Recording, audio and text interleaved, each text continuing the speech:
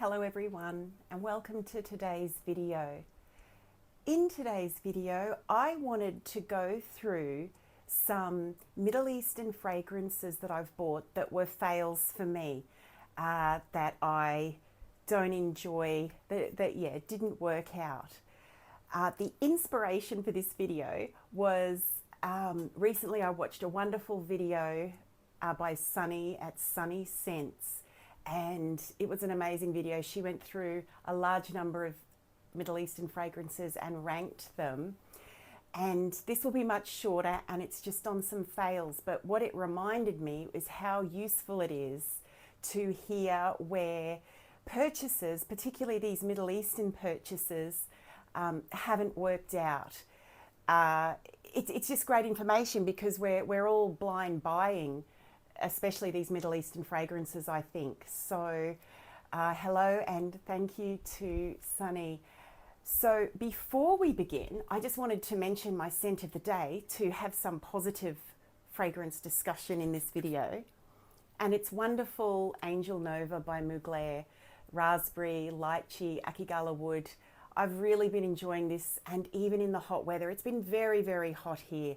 Hot and humid, stormy at times, and this is not too much. And the only thing I would say in the hot weather, the longevity of this one is probably a bit limited. It projects really well for about 3 hours, then it dies down, and it's probably all over in 4 or 5 hours or something. But that's okay, and I'm sure in the cooler weather it would have greater longevity. But I enjoy it. It's fresh, invigorating, and there's some woodiness in that base. Really, really fun, bright, invigorating. Angel Nova by Mugler. Okay, moving on to these Middle Eastern fragrances that didn't work out for me.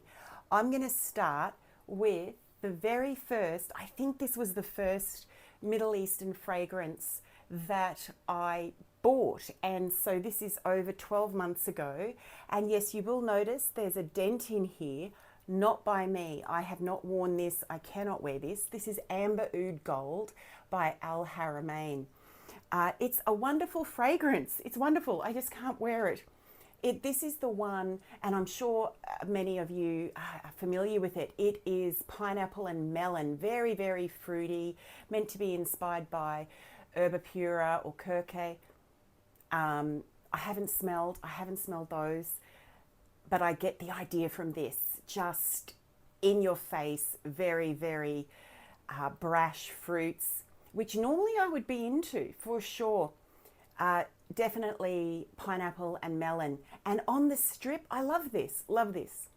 On my skin, it is super metallic. There's a metallic note in here. I don't know what it's from. The notes are green notes, bergamot. They don't list all the notes, sweet notes, but melon, pineapple, amber, definitely amber. The amber's quite nice, actually. I don't think that's the issue. Maybe it is musk, vanilla, and woody notes. But there's something in this Al Haramain Amber Oud Gold that pulls extremely metallic on my skin. Unwearable for me. But my boyfriend, from the outset, I did wear it initially. I'm remembering now when I first got it.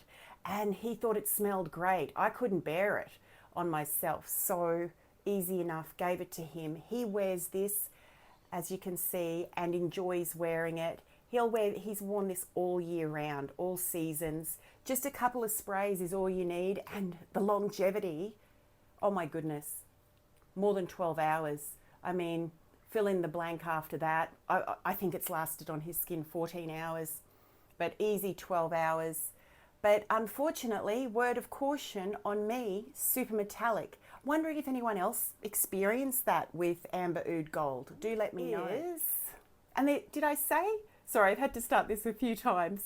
There are 3. We've got 3 to discuss today, which is good. That's not a bad hit rate. Most of the Middle Eastern fragrances I've bought have been wild successes. As I've said in recent videos, these are just the 3 that didn't work out.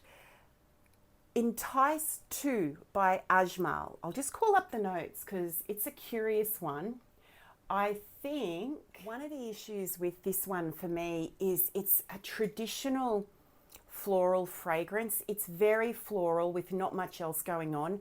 And I don't mind floral fragrances, but I think they kind of need to be mixed with fruits or spice or something like that, I think, for me to find them appealing. This one, I will spray, I've put it on here. It actually doesn't smell too bad. On my skin, it's a bit cloying. Let's see. They don't specify the notes on Fragrantica for Entice 2. It just says floral notes. I think I need to spray it again. I get Lily of the Valley, but to be honest with you, whenever I smell a floral fragrance that I don't like, I tend to say, oh gosh, it must have Lily of the Valley in it, which probably isn't true, but that's just where my brain goes. So floral notes, musk, fruity notes, vanilla and patchouli. I get no fruity notes in this at all, which if there were fruity notes, that would be good. Yeah, let's spray it on the skin because I want to be able to give you an idea, because this one's a bargain. This one is a bargain, even here in Australia.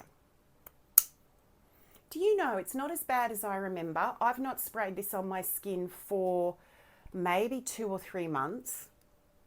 And it might have improved. Maybe only, I think I remember saying in a video a little while ago that I would have to try this again. Oh, it's just a bit ho-hum. And I do get white florals, possibly Lily of the Valley.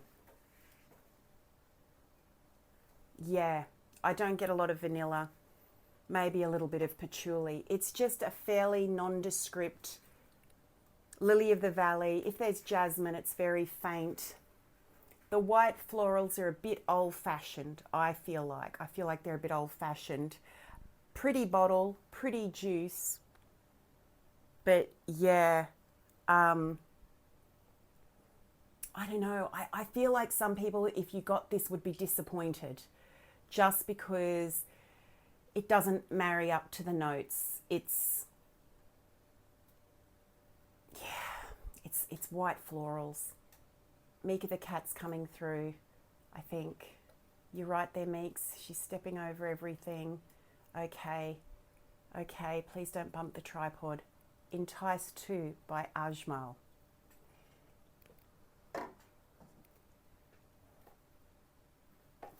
Then there's this oil, Harim al-Sultan, Harim al-Sultan. Hudledge, I think is the brand.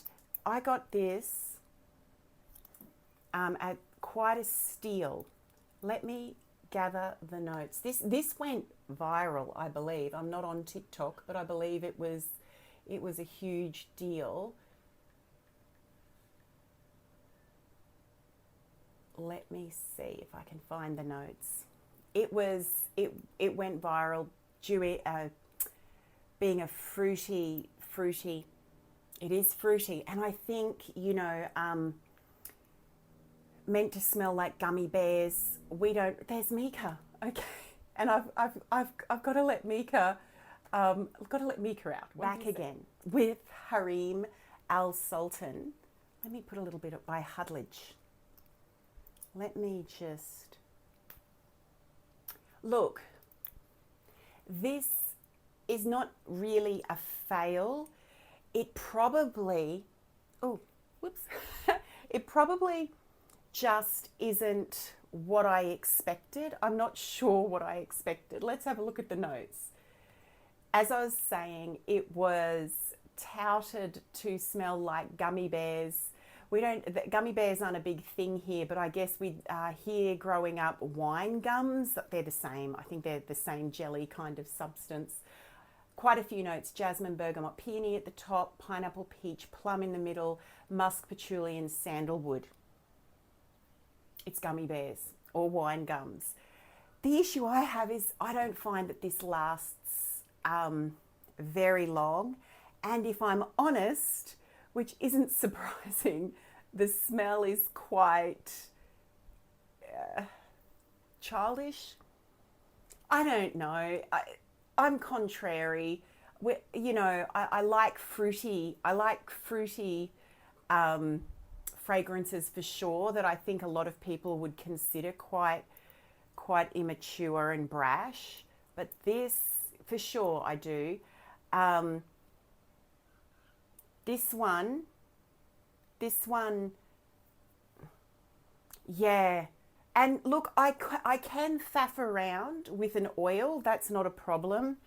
But when I've tried this out, it has disappeared very quickly. So I'm going to have to make this work, I think I'm going to have to try mixing it in with a lotion or something like that. Off the top of my head now, I'm thinking of, what is it? Pink Pineapple Sunrise by Bath and Body Works. That's a really lovely pineapple one that I've got. It's kind of a pineapple sherbet smell. Maybe I'll mix this in with that and let you know. I got it because I've got lots of fruity fragrances, and I've actually got a number of pineapple fragrances that I thought this would pair really well with. But yeah, like even now in those few minutes, that seems to have died down for me. The other thing, which, you know, is kind of obvious, is this bottle. This bottle is tacky. And again, there's some tacky things that I really like. This bottle is just a bit, it actually seems to look better even on the camera there than in real life. The jury's out. It's in this video because I genuinely felt disappointment when I played around with this. I've forgotten the name already. Harim Al Sultan by Hudledge. In fact, actually the notes I read you, I think, were for the fragrance. The oil I couldn't find on Fragrantica. So yeah, that's a trick. They've recently come out with a fragrance to match this. I would not be interested based on this, but you know, I tend to like to use up what I've purchased, so I'm going to experiment with this with maybe some plain lotions as well as some other fruitier lotions, and layer it that way and see if I can get more longevity out of it.